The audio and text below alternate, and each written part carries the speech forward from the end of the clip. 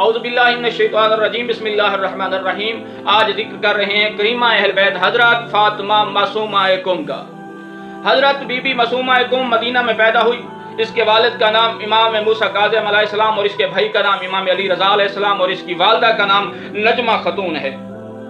اس کی علمی شہرت کتنی بلند ہے۔ ایک دن ایک قافلہ آیا امام موسیٰ کاظم علیہ السلام کے پاس اور چند سوال لے کر آیا۔ جب امام موسیٰ کاظم کے گھر آیا تو معلوم ہوا کہ گھر میں امام موسیٰ کاظم نہیں ہے، تو سوال پوچھنے بھی لازمی تھے، کیونکہ ان کے علاقے میں یہ سوال جو تھے بڑے اہم تھے، ان کو کچھ مسائل درپیش تھے۔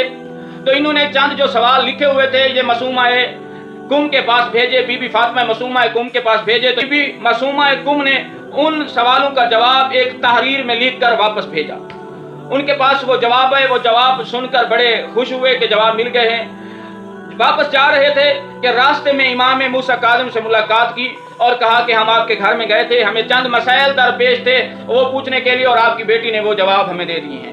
تو امام موسیٰ کاظم نے دریافت کیا وہ جواب مجھے دکھائیں۔ جب امام نے وہ جواب دیکھے تو کہا کہ اے معصومہ کم، آپ پر آپ کا بابا امام موسیٰ کاظم علیہ السلام قربان ہو جائے۔ علم کا معیار اتنا ہے، معصوم بی بی نہیں ہے لیکن علمی شہرت بہت زیادہ بلند ہے۔ بی بی معصومہ کم جس کی عمر 10 سال تھی، علم کا معیار بہت بلند تھا۔ 3 مستوریں تاریخ میں ایسی گزری جو دین کی خاطر بھائیوں کے ساتھ سفر کیا۔ پہلی خاتون حضرت موسیٰ نبی کی بہن ہے جس کا نام ہے کلثوم۔ جب حضرت موسیٰ نبی کی جان کو خطرہ ہوا تو اس کی ماں نے ایک صندوق میں بند کر کے دریا کے حوالے کیا، تو معصومہ نے کہا کہ امی جان اگر اجازت دیں تو میں اس صندوق کے ساتھ سفر کروں۔ تو حضرت موسیٰ نبی کی والدہ نے اجازت دی اور کلثوم ساتھ سفر کرتی گئی۔ وہ صندوق فرعون کے گھر جناب آسیہ کے پاس گیا۔ جب جناب آسیہ نے دیکھا کہ ایک خوبصورت بچہ اس صندوق میں ہے، جناب آسیہ کی اولاد نہیں تھی، اس نے اسے اپنے پاس بٹھایا، اپنی گود میں لیا اور پیار کرنا شروع کر دیا، کیونکہ بچے کو دودھ کی ضرورت ہوتی ہے تاکہ بچے کو دودھ پلایا جائے۔ جناب آسیہ نے کنیزوں کو بلایا کہ اسے دودھ پلایا جائے، دایا کو بلایا کہ دودھ پلایا جائے، لیکن نبی تھا ایک غیر معصوم کا ماں سے ہٹ کر کس کا دودھ پیتا، مگر کسی کا دودھ نہیں پیا۔ ساتھ کلثوم اس کی بہن کھڑی ہوئی تھی، کہنے لگی اے جناب آسیہ اگر کہیں تو ایک عورت ہے، اگر اس کا دودھ اسے پیش کیا جائے تو یہ موسیٰ نبی دودھ پی لے گا۔ کہتی ہے جا بلا کے آؤ۔ کلثوم اپنی والدہ کے پاس گئی اور اپنی والدہ کو بلا کے آئی۔ جب فرعون کے گھر کے قریب پہنچی تو کہنے لگی کلثوم یہ تو فرعون کا گھر ہے، یہ تو حضرت موسیٰ کو مارنا چاہتا ہے۔ کہتا ہے آج نہیں، آج ان کو ضرورت ہے جو موسیٰ کو دودھ پلائے۔ تو ماں قریب آ گئی، حضرت موسیٰ نبی کو گودی میں اٹھایا، دودھ پلایا، تو کہنے لگی تیری ماں تجھ پہ قربان جائے۔ تو حضرت آسیہ نے کہا کیا کہا؟ اس نے کہا کہ میں نے کہا ہے کہ تیری ماں تجھ پہ قربان جائے۔ دودھ پلایا۔ یہ پہلی بہن تھی جو بھائی کے ساتھ چلی۔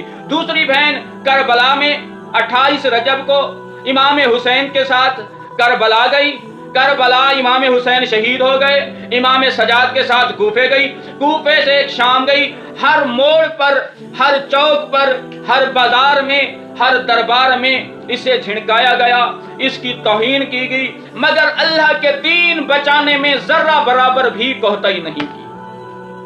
اپنی رضا دے دی، جتنے ظلم ہوتے رہے سہتی رہی، مگر دین سے پیچھے نہ ہٹی، محمد کی شریعت کو پامال نہیں ہونے دیا۔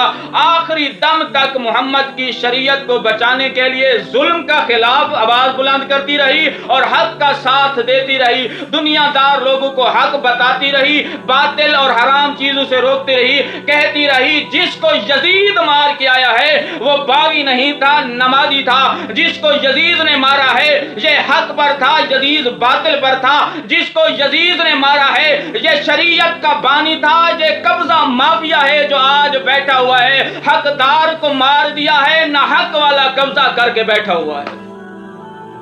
تیسری خاتون کون تھی؟ تیسری خاتون امام علی رضا علیہ السلام کی بہن ہے جس کا نام ہے فاطمہ معصومہ کم۔ جب امام علی رضا علیہ السلام کو جلا وطن کیا گیا مدینہ سے، 1 سال بعد معصومہ قم عمر 10 سال ہے، اپنے اہل بیت کو ساتھ لے کر، اپنے بھائیوں کو ساتھ لے کر، اپنی بہنوں کو ساتھ لے کر، اپنی کنیزوں کو ساتھ لے کر امام رضا کو ڈھونڈنے کے لیے چلی ہے۔ راستے میں بنو عباس کے سپاہیوں نے بی بی پر حملہ کیا، اس کے بھائیوں کو مار دیا، اس کی بہنوں کو شہید کر دیا، کچھ لوگوں کو گرفتار کر لیا، کرنے کے بعد بھی ایک قدم پیچھے نہیں ہٹی، دین کی خاطر بھائی کے پاس جانے کے لیے قم گئی۔ جب قم میں پہنچی، قم کے لوگوں نے استقبال کیا، عبادت کے لیے ایک مقام دیا۔ چند دن رہنے کے بعد معلوم ہوا کہ امام علی رضا علیہ السلام شہید ہو گئے ہیں، تو گریہ کرتی رہی، امام بھائی کا دکھ برداشت نہ کر سکی، چند دن بعد دنیا سے کوچ کر گئیں اور اللہ کے پاس چلی گئیں، اور جناب علی کے ہاتھ سے جام کوثر نوش کیا۔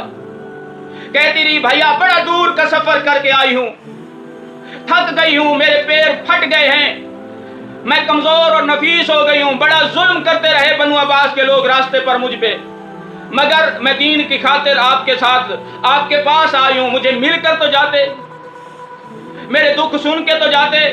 میں آپ کو بتاتی، بنو عباس نے راستے میں مجھ پر حملہ کیا، میرے سارے بھائی مار دیے، میری بہنوں کو مار دیا، میں پیاسی سفر کرتی رہی، میں بھوکی سفر کرتی رہی، تیری محبت میں محمد کی شریعت بچانے کے لیے بڑے دور کا سفر کر کے آئی ہوں، کاش تو مجھے ایک مرتبہ مل لیتے، مجھے گلہ لگا لیتے، میرے دکھ سن لیتے، میں بتاتی آپ کو کہ تیرے بابا کو زہر کیسے ملی، تیرے بھائیوں کے لوگوں نے مارا کیسے، مجھ پر کیسے ظلم ہوتے رہے، میں سہتی رہی، مگر دین کی خاطر ایک قدم بھی پیچھے نہ ہٹی۔